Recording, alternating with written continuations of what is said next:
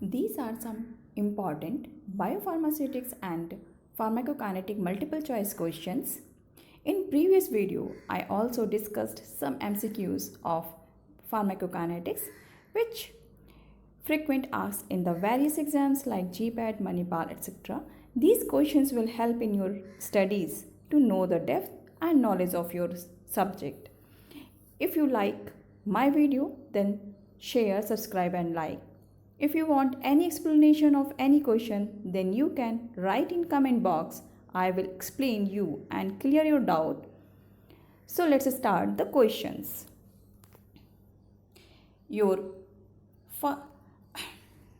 The half-life of a drug eliminated by first-order elimination kinetics will be longer in individuals who have N. There are option A, increased volume of distribution or increased clearance. B, increased volume of distribution or decreased clearance. C, decreased volume of distribution or increased clearance. D, decreased volume of distribution or decreased clearance. Your right answer is option B, increased volume of distribution or decreased clearance. क्योंकि यहाँ पर किसी भी drug की elimination जो है कितनी देर में होती है फर्स्ट ऑर्डर काइनेटिक्स के अकॉर्डिंग किसी भी इंडिविजुअल लेती है, तो क्या होगा अगर जो है इंक्रीज्ड वॉल्यूम ऑफ डिस्ट्रीब्यूशन है तो ज़्यादा टाइम लेगा, या फिर आपका डिक्रीज्ड क्लियरेंस है. Next question. The intravenous dosing rate necessary to maintain plasma drug levels at 20 micrograms per milliliter is the option A 50 milligrams per hour, B 116 milligrams per hour, C 174 milligrams per hour, D 232 milligrams per hour. Your answer is 58 milligrams per hour.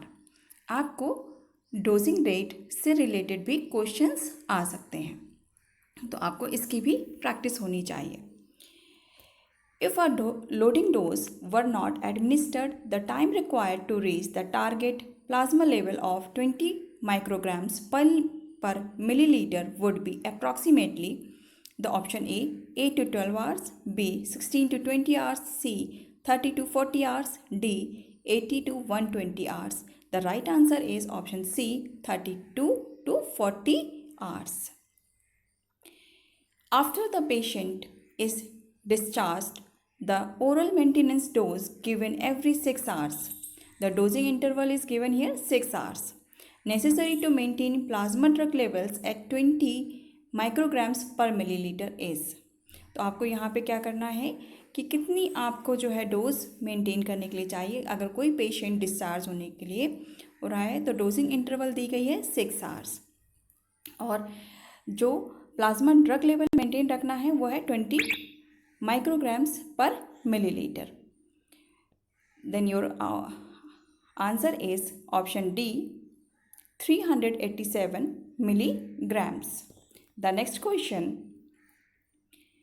The study of the unwanted or deleterious effects of drugs or chemicals on the body is called option A pharmacotherapeutics, B toxicology. The right answer is option B toxicology. जितने भी आपके unwanted या फिर डिलीटरियस effects of drugs के या chemicals के होते हैं जो बॉडी में पड़ते हैं, तो उसकी स्टडी को हम क्या बोलते हैं, toxicology. Classical drug receptor theory states that drug action is mediated by the formation of drug receptor complexes in the absence of spare receptors. This predicts that the concentration of a drug that leads to 25% of maximal receptor binding will also produce 25% of the maximal response. Here you have to say about this statement is true or false. आपको क्या बताना है कि statement आपका सही है कि गलत है. तो आपका राइट आंसर है ट्रू, ऑप्शन ए, क्योंकि क्लासिकल ड्रग रिसेप्टर थ्योरी के अकॉर्डिंग जो है क्या कहा गया है कि किसी भी ड्रग एक्शन जो होता है वो मीडिएटेड होता है ड्रग रिसेप्टर कॉम्प्लेक्सेस के through. Displacement binding assays can be used to assess whether a drug has affinity for a specific receptor. The option A true, B false. This statement is also true. यह का बिल्कुल सही statement है, क्योंकि displacement binding assess में क्या होता है, हम यूज़ करते हैं एसेस वेदर अ ड्रग की एफिनिटी कितनी है किसी भी रिसेप्टर के लिए। Next question, from the choices listed below which describe the features of a scratch binding plot, choose the one that indicates the distribution constant value of a drug.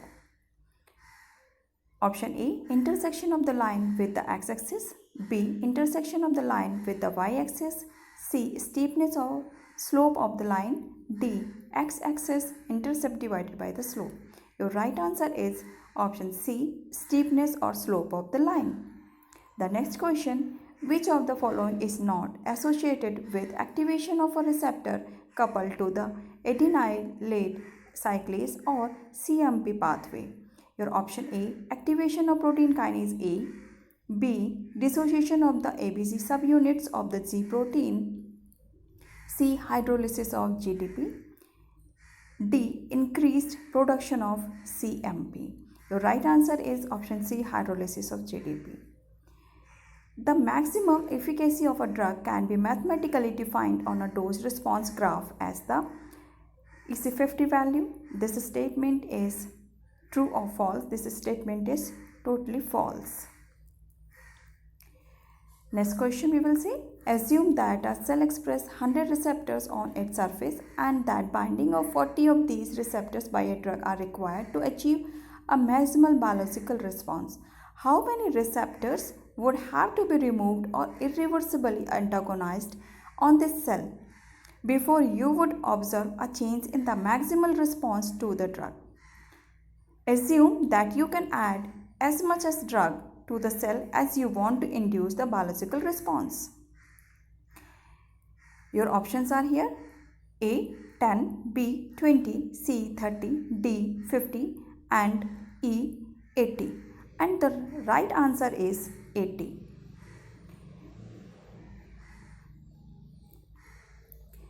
Using the formula that describes the relationship between the concentration of a drug and the response it produces, calculate the percent of Emax that would occur at a drug concentration of 10 mg if the effective concentration 50, value of the drug is 40 mg.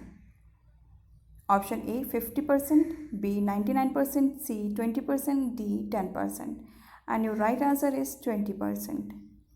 Using the figure shown below, which curve best describes a drug that is a high affinity partial and agonist.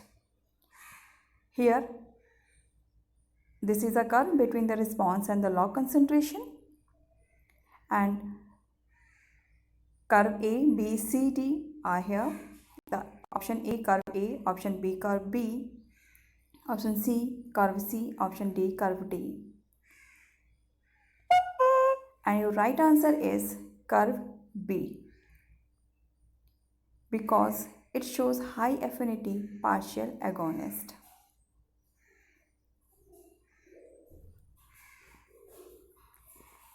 In a saturation binding assay, the amount of specific binding is determined indirectly by subtracting the amount of total binding from the amount of non-specific binding. And options are here: A, true, B, false. This statement is false because in a saturation binding assay, the amount of specific binding is determined directly by subtracting the amount of total binding from the amount of non-specific binding. Growth factor receptors such as those for EGF contain both an extracellular recognition domain and an intracellular enzymatic domain that catalyzes the phosphorylation of target proteins on serine and threonine amino acids. The option A true, B false. This statement is false.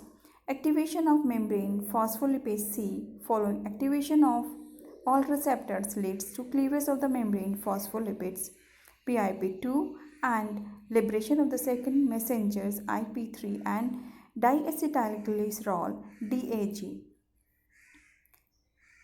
Your options are A true, B false. Then this statement is true. Drugs that produce their effects by binding to specific receptors can be classified as agonist, antagonist, or partial agonists.